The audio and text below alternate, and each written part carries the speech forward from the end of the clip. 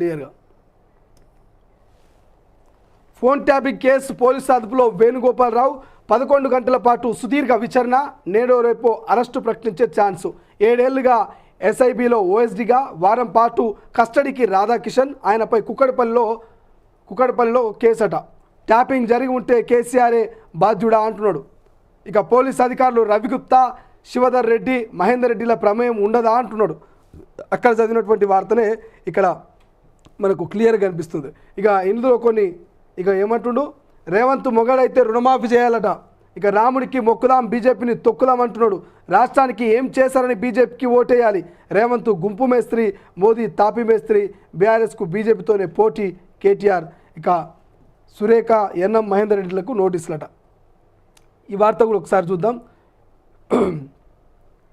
Yes ముఖ్యమంత్రి రేవంత్ రెడ్డి ఓ leak వీరుడు phone ట్యాపింగ్లో వీళ్ళున్నారంటూ లీకులు ఇస్తున్నారని బీఆర్ఎస్ వర్కింగ్ ప్రెసిడెంట్ కేటీఆర్ అన్నారు లీక్ వీరునికి ప్రెస్ మీట్ పెట్టి చెప్పే దమ్ము లేదని నేరుగా ప్రజల ముందు ఆధారాలు బయటపెట్టే ధైర్యం లేదని ఎద్దేవా చేశారు విచారణలో ఏముందో విషయం ఎవరికి తెలియదని కానీ పోలీసుల రిమాండ్ ఉన్న వారి విషయాలు కూడా మీడియాకు లీకులు వస్తున్నాయని అసహనం వ్యక్తం చేశారు ఒకవేళ నిజంగా ట్యాపింగ్ జరిగి ఉంటే దానికి కేసీఆర్ను అంటూ వార్త రాశారు సో ఇందులో ప్రధానంగా ఇక పోలీస్ అధికారులు రవిగుప్తా శివధర్ రెడ్డి మహేందర్ రెడ్డిల ప్రమేయం ఉండదా ట్యాపింగ్ చేయాల్సిన అఘాయిత్యం మాకు లేదు హీరోయిన్లకు బెదిరించాల్సిన అవసరం లేదు ముఖ్యమంత్రి రేవంత్ రెడ్డి ఓ లీక్ వీరుడు ఆధారాలు బయటపెట్టే దమ్ము లేక లీకులు అడ్డదిడ్డంగా మాట్లాడితే సీఎంను వదల తప్పుడు ప్రచారాలని లీగల్గా ఎదుర్కొంటా కడియం దానం పదవులు పోవడం ఖాయం రేవంత్ మగాడైతే రుణమాఫీ చేయాలి ఇక రాముడికి మొక్కుదాం బీజేపీని తొక్కుదాం రాష్ట్రానికి ఏం చేశారని బీజేపీకి ఓటేయాలి రేవంత్ గుంపు మేస్త్రి మోదీ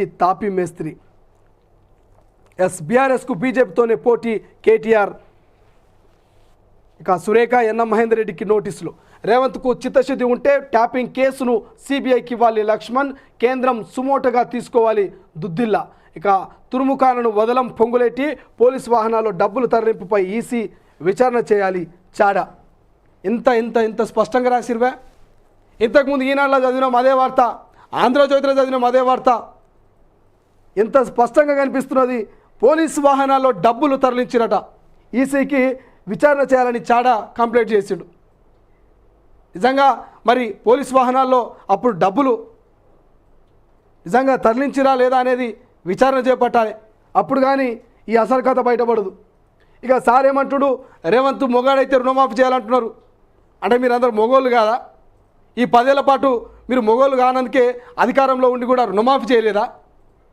ఇలా నేను అడుగుతున్న ప్రశ్న కాదు తెలంగాణ ప్రజలు ఇలా మీరు ఎక్కడికి పోయినా ఏ ప్రచారంలో పాల్గొన్నా ఏ బహిరంగ సభకు పోయినా ఎక్కడ ప్రసంగం చేసినా మిమ్మల్ని అడిగే ప్రశ్న మీకు ఎదురయ్యే ప్రశ్న ఇదే ఈ 10 ఏళ్ల పాటు మీరు ఎందుకు రుణమాఫీ చేయలేకపోయారు 100%కి 100%?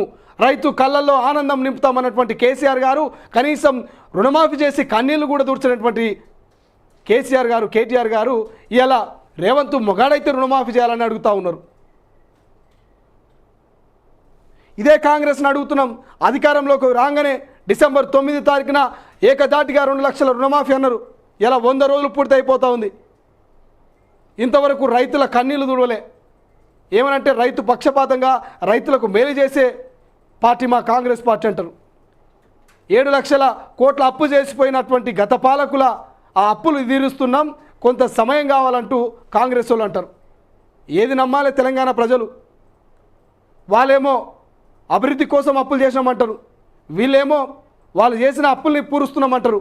మరి నిజంగా తెలంగాణ ప్రజలు వాళ్ళు చేసిన అప్పుల్ని నమ్మాలనా, వీళ్ళు తీరుస్తున్న అప్పుల్ని నమ్మాలనా? ఇక అడ్డదిడ్డంగా మాట్లాడితే సీఎంను వదలంటాడు. ఎవరు వదలరు? ఎందుకు వదలరు? ఏంది ఈ రాష్ట్రంలో ఏం జరుగుతున్నది అసలు? ఇక కడియం దానం పదవులు పోవడం ఖాయం. ఇప్పటికే కడియంకు దానంకు సంబంధించి అనర్హత వేటు వేయబోతున్నట్టు మనకు స్పష్టంగా తెలుస్తోంది. ఎందుకంటే ఏదైతే కడియం కావచ్చు, ఇక దానం కావచ్చు, ఆ పార్టీలో గెలిచి ఈ పార్టీలోకి వచ్చారు. కేవలం ఇది రాజకీయ నాయకులు చూస్తూ ఉంటే వ్యభిచారం చేసేటువంటి ఒక మహిళ కన్నా విలువ ఉన్నది, కానీ ఇలా రాజకీయం చేస్తున్నటువంటి నాయకులకు నిజంగా ఈ సమాజంలో విలువ లేదు. అరే కేవలం 10 ఏళ్ల పాటు అధికారం అనుభవించి 10 రోజులు అధికారం కోల్పోగానే మళ్ళా అధికారం కోసము, ఆస్తులు కాపాడుకోవడం కోసము, అవినీతి అక్రమాల నుంచి బయటపడడం కోసము ఇక ఏ పార్టీ అధికారం ఉంటే ఆ పార్టీ నాయకుల కాలు మొక్కాలి, ఆ పార్టీలకు పోవాలి. ఇలా దానము కడియము ఇట్లా పేర్లు చెప్పుకుంటూ పోతే చాలా మంది నాయకులు కూడా కేవలం ఆస్తులు కాపాడుకోనికనే, అధికారం కోసమే, టికెట్ల కోసమే ఇలా పార్టీలు మారుతున్నటువంటి తీరు. సో కడియం మీద, దానం మీద లీగల్గా మేము ముందుకు పోతాం, అనర్హత వేటు వేస్తామంటూ ఇలా కేటీఆర్ అంటున్నారు. ఇది మంచి సాంప్రదాయమే.